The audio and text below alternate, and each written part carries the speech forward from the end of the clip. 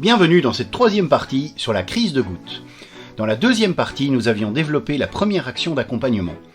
Nous y avions répondu aux 5 questions les plus fréquemment posées à l'officine par un patient atteint de sa première crise de goutte. Dans cette vidéo, nous allons détailler les 3 actions d'accompagnement suivantes.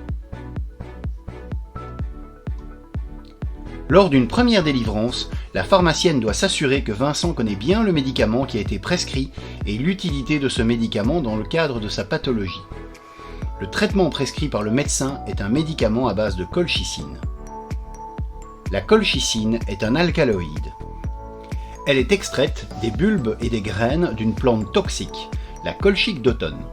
Cette plante aux fleurs violacées pousse principalement dans les régions montagneuses de l'Europe, mais aussi en Asie mineure et en Afrique du Nord.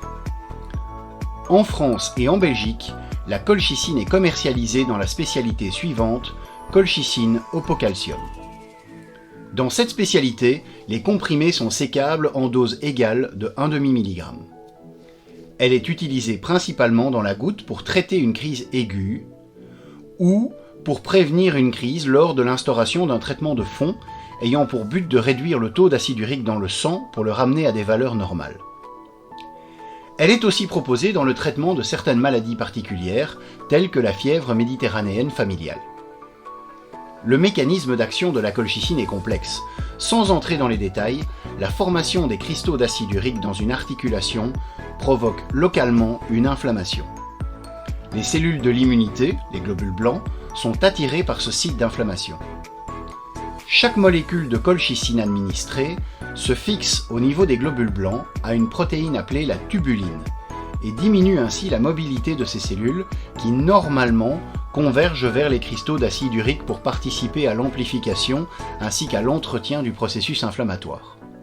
Son effet anti-inflammatoire serait en partie expliqué par cela. La colchicine n'aura donc aucun impact sur le métabolisme de l'acide urique. Elle ne modifie ni son taux sanguin, ni son excrétion urinaire. Il est donc important d'expliquer aux patients que lors d'une crise de goutte aiguë, la colchicine est utile pour lutter contre l'inflammation et permet de réduire rapidement la douleur. Et le but du traitement est de réduire le délai d'attente de la guérison. Par contre, elle ne soigne pas la cause même de la goutte, à savoir l'excès d'acide urique dans l'organisme.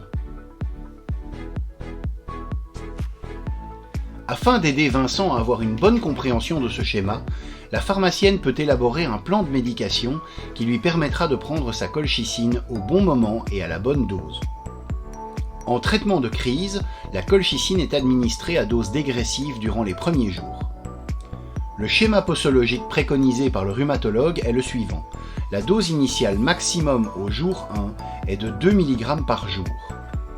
Le traitement est poursuivi le jour 2 et le jour 3 à 1,5 mg par jour, puis à 1 mg par jour les jours suivants. Pour une meilleure efficacité, ce traitement doit être instauré dans les 12 premières heures suivant le début de la crise. La veille, la crise de goutte de Vincent a débuté à 2h33. Il est 10h30, il doit instaurer le traitement sans attendre. Vincent peut commencer dès ce matin. À 11h, il prendra 1 mg, soit un comprimé. Il est préférable de prendre ce médicament avec de la nourriture.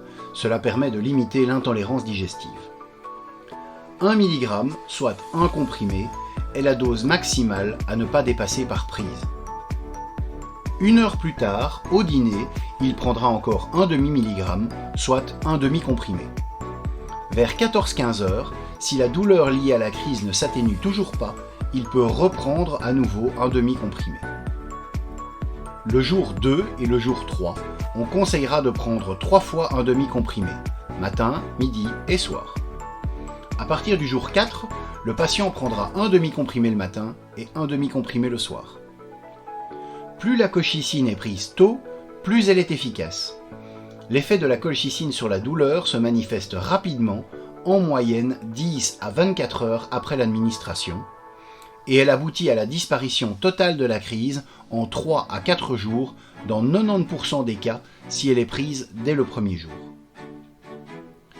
Ce médicament sera administré durant toute la durée de la crise de goutte et quelques jours encore après sa résolution afin d'éviter sa réapparition. La durée du traitement est limitée entre 4 et 10 jours. En cas d'absence d'effet sur la crise de goutte après 2 ou 3 jours, il est recommandé de rappeler le médecin pour une réévaluation du traitement. On conseillera au patient d'avoir toujours des comprimés de colchicine sur lui ou rangés dans sa table de nuit afin d'initier au plus vite son traitement de crise aux moindres symptômes. Plus le traitement est pris tôt, plus la dose à prendre sera moindre, 2 mg par jour au maximum si le traitement est débuté dans les 12 heures, contre 3 mg par jour s'il est débuté plus tard, engendrant ainsi moins d'effets indésirables et de risques de surdosage. Une posologie journalière de 3 mg, soit 3 comprimés, représente la posologie à ne jamais dépasser et doit être réservée à la prise en charge tardive des crises de goutte, et ce pour le premier jour de traitement uniquement. La colchicine est efficace pour soulager une crise de goutte, mais elle a comme inconvénient d'avoir une fenêtre thérapeutique étroite. Cela signifie que la dose toxique est très proche de la dose à laquelle la colchicine présente une efficacité. Ainsi, des variations de concentration de colchicine dans l'organisme peuvent être à l'origine d'effets secondaires extrêmement graves, pouvant mettre en jeu le pronostic vital du patient. Et il n'existe pas à ce jour d'antidote spécifique. Il est donc essentiel pour le patient de bien suivre la posologie prescrite par le médecin ainsi que la durée du traitement. En cas d'oubli d'un comprimé, il faudra conseiller au patient de ne pas prendre 2 comprimés ensemble la fois suivante pour éviter tout risque de surdosage. La colchicine est surtout toxique pour le système gastro-intestinal. Les premiers effets secondaires ressentis sont de fortes diarrhées, des nausées, des vomissements ainsi que de fortes douleurs abdominales. Ces derniers sont souvent le premier signe d'une intoxication à la colchicine et surviennent de manière dose-dépendante. Lorsque de tels symptômes apparaissent, le patient devra arrêter la colchicine et prendre contact le plus rapidement possible avec son médecin. Ce dernier diminuera les doses ou prendra la décision d'arrêter le traitement. Toute interaction médicamenteuse est potentiellement grave, car les doses de colchicine peuvent s'accumuler et mener à des effets secondaires graves. Vincent informe la pharmacienne qu'il ne prend aucun médicament, mais depuis quelques semaines, il suit une cure d'extrait de pépins de pamplemousse pour renforcer ses défenses naturelles et prévenir des pathologies hivernales. La pharmacienne lui conseillera d'éviter de consommer le pamplemousse sous toutes ses formes durant son traitement. La consommation de pamplemousse va ralentir la dégradation du médicament et par conséquent faire augmenter sa concentration dans l'organisme, ce qui peut conduire à un surdosage. Nous vous donnons rendez-vous dans la partie 4 pour les recommandations non pharmacologiques. Pour nous encourager à produire d'autres vidéos, merci de liker et de vous abonner à notre chaîne.